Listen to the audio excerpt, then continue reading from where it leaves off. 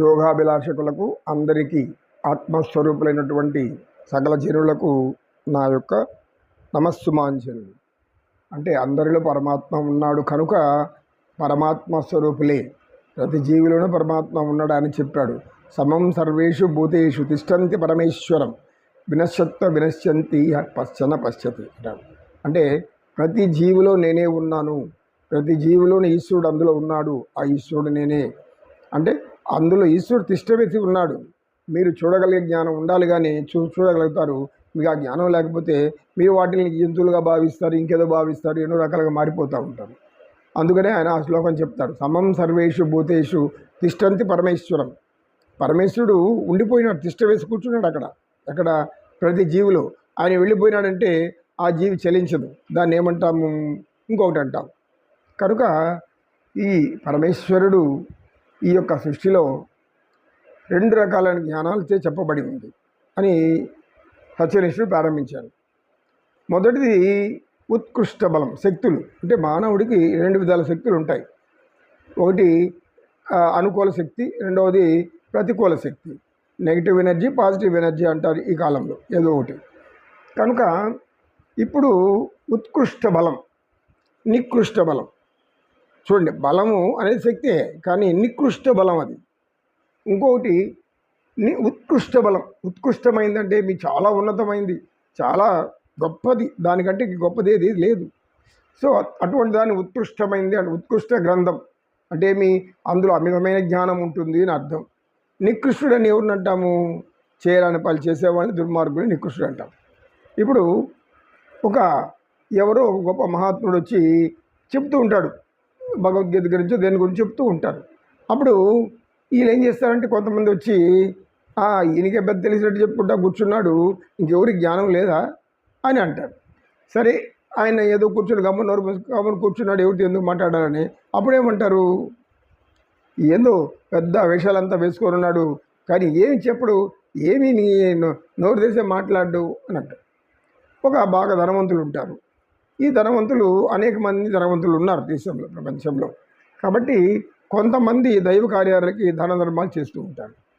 అప్పుడు ఇంకొంతమంది ఏమనుకుంటారు అంటే లోక సహజం గురించి చెప్తా ఉన్నా, అందులోని కాదు. మనకు ఏమంటారంటే, అబ్బా ఈయనకి పెద్ద గొప్ప డప్పు ఉన్నట్లు, ఈయన దాన ధర్మాలు చేసినట్లు, ఇంకెవరు చేయనట్లు పెద్ద గొప్పలు పోతున్నారు అంటారు.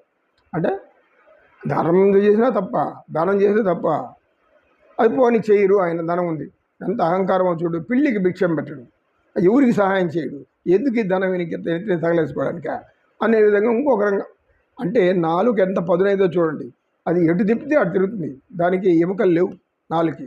కనుక ఈ సత్యవాక్యాల్ని ఎలాగూ అవి ఇష్టం వచ్చినట్లు వాడుకుంటాయి. అంటే మానవుల వాళ్ళ బుద్ధిని బట్టి వాళ్ళు అనుకుంటూ ఉంటారు.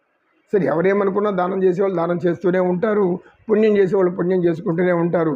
అందుకే ధర్మాత్ములు అనబడతారు, పుణ్యాత్ములు అనబడతారు. ఏమి చేయని వాడిని పాపాత్ముడు అంటారు, వాడిని దుష్టాత్ముడు దురాత్ముడు అని కూడా అంటారు. అంటే ఆత్మకు ఆపాదిస్తారు. ఆత్మ పవిత్రమైందని మనం అనుకుంటాము, కానీ వీళ్ళు చేసే పనుల వల్ల ఏమవుతుందంటే ఈ ప్రవర్తన వల్ల ఆత్మకు కూడా ఆ చెడ్డ పేరు వస్తూనే ఉంటుంది. అంటే పాపాత్ముడు, దురాత్ముడు, ఇలా అనేక విధాలుగా చెప్పుకోవడం. కాబట్టి ఈ ఉత్కృష్ట బలం, నికృష్ట బలం, ఏది ఉత్కృష్ట బలం, ఏది నికృష్ట బలం? మనకు అనంతమైన శక్తిని ఇచ్చాడు భగవంతుడి, జ్ఞానాన్ని కూడా ఇచ్చాడు, ఆరోగ్యం కూడా ఇచ్చాడు యవ్వనంలో ఉండే వాళ్ళకి. ఈ యవ్వనంలో ఉండేటటువంటి వాళ్ళందరూ కూడా ఇటువంటి జ్ఞానాన్ని ఆలోచిస్తే చాలా ఉపయోగకరమైనది. ఇప్పుడు మనకు ఆయన వివేకానంద స్వామి ఏం చెప్తారంటే, ఒక బలిష్టమైన 5 గుర్రాలను చెప్తాడు. ఈ 5 గుర్రాలు ఏమో కాదు, పంచ జ్ఞానేంద్రియాలు.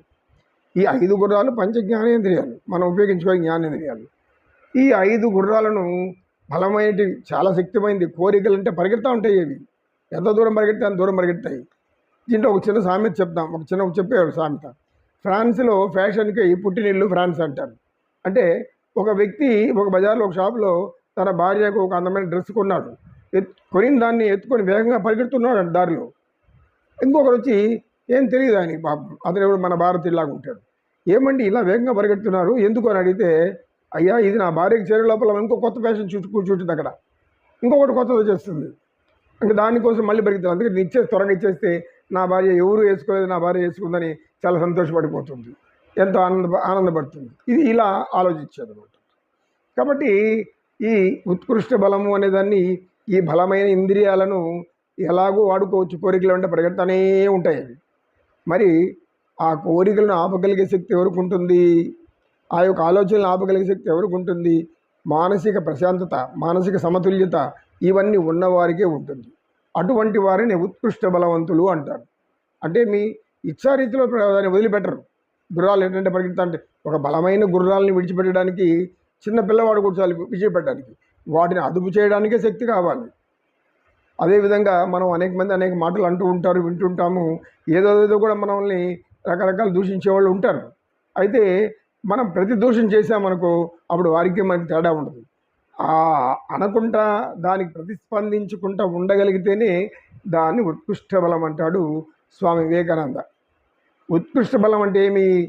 మాటకు మాట అనేది చెప్తా గొప్ప విషయం కాదు.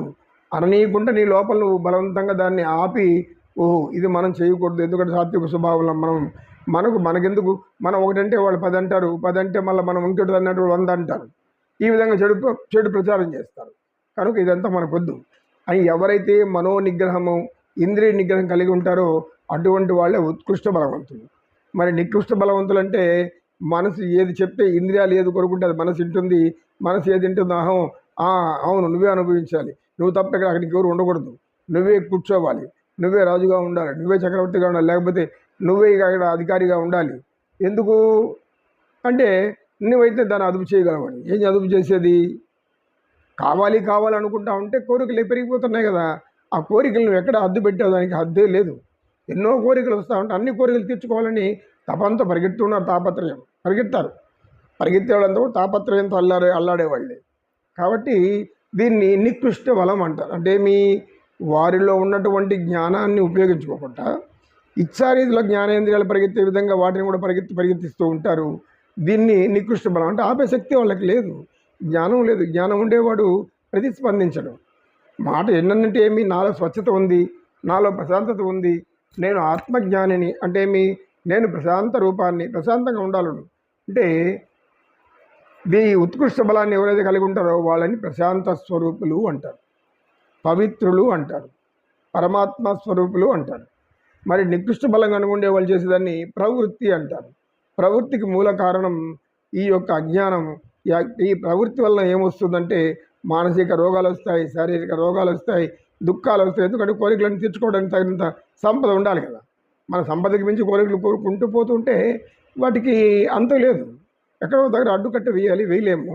అవి ఆ బలహీనతలన్నీ కూడా మనల్ని హీనస్థితికి తీసుకెళ్ళి ఆఖరికి మనోవేదన చెంది మనస్థితి చెడిపోయి మళ్ళీ మనం ఈ మనసును బాగు చేసేటటువంటి నానా తంటాలు పడాలి, ఎన్నో అవస్థలు పడాలి. ఇది నాయన ఉత్కృష్ట బలం. నికృష్ట బలం అంటే ఉత్కృష్ట బలం అంటే ప్రశాంతత, పరమానందం, ఆత్మజ్ఞానం పొందగలుగును.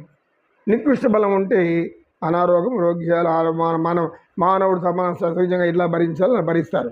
వాళ్ళకి మనశ్శాంతి ఉండదు, ప్రశాంతత ఉండదు వాళ్ళ దగ్గర. వాళ్ళు ఎప్పుడు ఆవేదన చెందుతూనే ఉంటారు. బయటకు పోతే ఎవరు చంపేస్తారు, ఎవరు కాదు భయం. స్వతంత్రంగా వీధిలో తిరగలేరు. ఎందుకు? వాళ్ళు అలాంటి శక్తులు ఉపయోగించుకున్నారు కాబట్టి. వాళ్ళ కర్మ వాళ్ళ తలకి వాళ్ళే కూడి పెట్టుకున్నట్టు లెక్క అయితే అన్నమాట, భస్మాహస్తం లాగా. ఇలాంటి జ్ఞానాన్ని మీరు నేర్చుకొని లోకానికి తెలియజేయాలనైనా అని సత్యనిష్ఠుల శిష్యులకు చెప్పి ఆ లోటుతో ఆయన చర్చ ముగించారు. ఓం నమో నారాయణాయ నమః. జై శ్రీకృష్ణం. కృష్ణం వందే జగద్గురుం.